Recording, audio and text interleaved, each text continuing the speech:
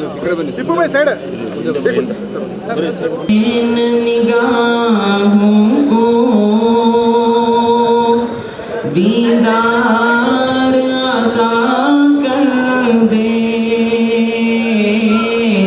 लब्बैक ला शरीक लक लब्बैक इन्नल हम्द वन्निअमत। मुफ्ती इफ्तिखार साहब, मौलाना डॉक्टर मकसूद इमरान, जुल्फ़िकार नूरी साहब, मुफ्ती इफ्तिखार साहब, मौलाना ज़ैनुल आबदीन साहब, आसिफ राजू साहब, MLA साहब, रहीम खान सर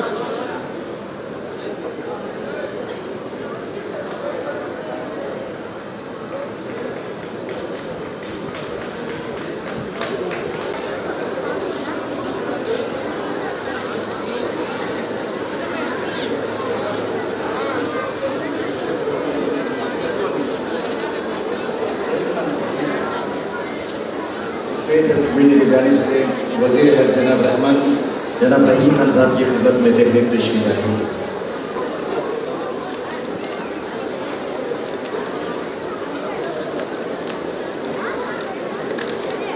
वज़ीर हज रहीम खान साहब, शिवाजी नगर के MLA जनाब रिजवान अरशद साहब, रुकन कर्नाटका स्टेट हज जनाब BK अल्ताफ खान साहब, chairman Karnataka state minorities development corporation, आपकी खिदमत में भी तहरीर पेश की जाएगी।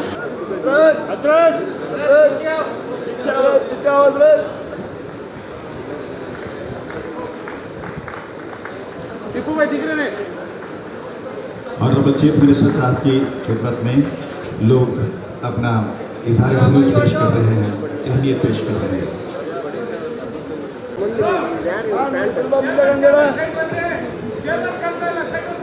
चेयरमैन दिख रहे हैं।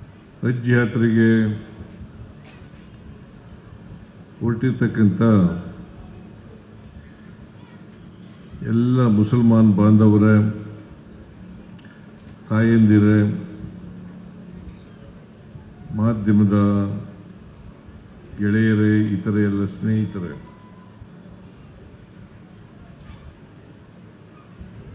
ಕರ್ನಾಟಕ ಹಜ್ ಸಮಿತಿಯವರು ಈ ಕಾರ್ಯಕ್ರಮವನ್ನು ಏರ್ಪಾಡು ಮಾಡಿದ್ದಾರೆ.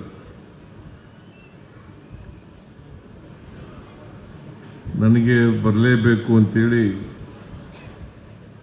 ಜಮೀರ್ ಅಹಮದ್ ಖಾನ್ ಅವರು ಮತ್ತು ರಹೀಮ್ ಖಾನ್ ಅವರು ಇಬ್ಬರು ಕೂಡ ನೀವು ಯಾವಾಗಲೂ ತಪ್ಪಿಸ್ಕೊಂಡಿಲ್ಲ, ಈ ಕಾರ್ಯಕ್ರಮಕ್ಕೂ ಕೂಡ ತಪ್ಪಿಸ್ಕೋಬಾರ್ದು ಅಂತ ಹೇಳಿದ್ರು. ನಾನು ಬಂದೇ ಬರ್ತೀನಿ ಅಂತ ಹೇಳಿದೆ. ಆದರೂ ಕೂಡ ಅವರು ಜಮೀರೇ ಇಲ್ಲ, ಇವತ್ತು ಕೇಳಕ್ಕೆ ಹೋಗಿರಬೇಕು.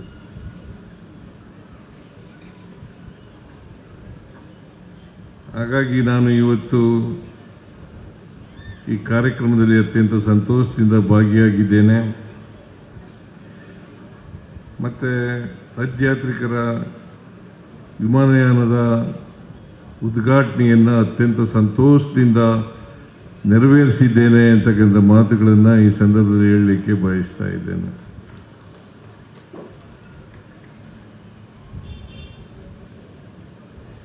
ಪ್ರತಿಯೊಬ್ಬ ಮುಸ್ಲಿಮನು ಕೂಡ ತನ್ನ ಜೀವನದಲ್ಲಿ ಒಮ್ಮೆಯಾದರೂ ಕೂಡ ಹಜ್ ಯಾತ್ರೆಗೆ ಹೋಗಲೇಬೇಕು. ಇದು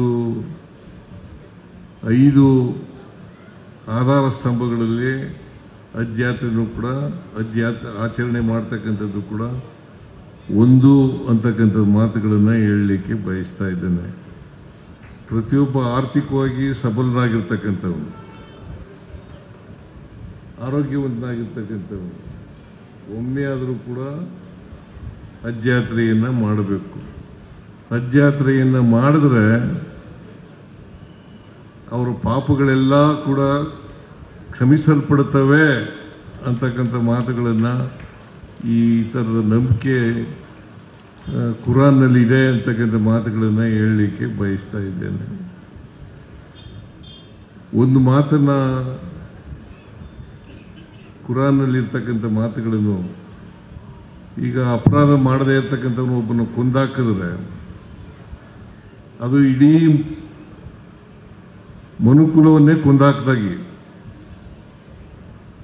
ಒಬ್ಬನ ಉಳಿಸಿದ್ರೆ ಇಡೀ ಮನುಕುಲವನ್ನೇ ಉಳಿಸಿದಾಗ ಆಗ್ತದೆ.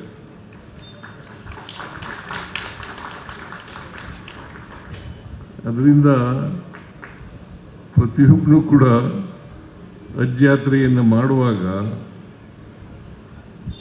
ನಿಷ್ಕಲ್ಮಸದಿಂದ ಶ್ರದ್ಧೆಯಿಂದ ಹಜ್ ಯಾತ್ರೆಯನ್ನು ಮಾಡಬೇಕು. ನಾನು ಕೇಳಿದೆ, ಈಗ ಒಬ್ಬರಿಗೆ ನಾನು ಪಾಸ್ಪೋರ್ಟನ್ನು ವಿತರಣೆ ಮಾಡುವಾಗ ಒಬ್ಬನ ಕೇಳಿದೆ, ಎಷ್ಟು ದಿನ ಇರ್ತೀರಿ ನೀವು ಅಂತ. 46 ದಿನ ಇರ್ತೀನಿ ಅಂತ ಹೇಳಿದ್ರು. ಆ 46 ದಿನ ಇರುವಾಗ ಪ್ರಾರ್ಥನೆ ಮಾಡ್ತಲೇ ಇರಬೇಕು. ಪ್ರಾರ್ಥನೆ ಮಾಡುವಾಗ ನಮ್ಮ ಸರ್ಕಾರಕ್ಕೂ ಕೂಡ ಒಳ್ಳೆಯದಾಗಲಿ ಅಂತೇಳಿ ಪ್ರಾರ್ಥನೆಯನ್ನು ಮಾಡಬೇಕು ಅಂತಕ್ಕಂಥ ಮಾತುಗಳನ್ನು ನಾನು ಇವತ್ತು ಮನವಿಯನ್ನು ಮಾಡಲಿಕ್ಕೆ ಬಯಸ್ತಾ ಇದ್ದೇನೆ. ಯಾಕೆಂತಂದರೆ ಯಾವ ಧರ್ಮನೂ ಕೂಡ